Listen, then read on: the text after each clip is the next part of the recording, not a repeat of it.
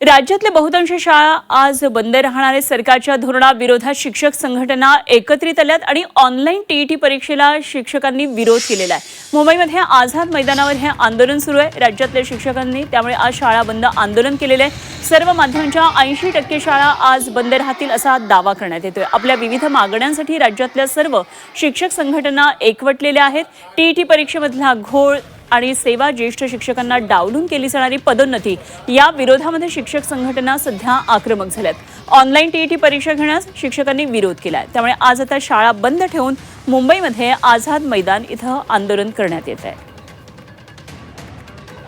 TET परीक्षेच्या संदर्भामध्ये माननीय सर्वोच्च न्यायालयाने जो आदेश पारित केलेला आहे त्या आदेशाच्या अधीन राहून सेवाज्येष्ठ शिक्षकांना पदोन्नती दिली गेली पाहिजे।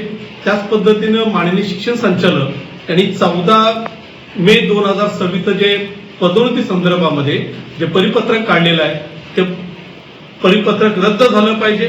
त्याच पद्धतीने एसआरआयच्या कामासाठी शिक्षकांना जे वेटीस धरलं जातंय आणि यामुळे विद्यार्थ्यांचं अतोनात शैक्षणिक नुकसान होतंय। या सर्व मागण्यांसाठी राज्यातील सर्व प्राथमिक माध्यमिक खासगी व्यवस्थापनाच्या शाळा व शिक्षक रजेवरती राहणार आहेत। शाळा बंद ठेवणार आहोत।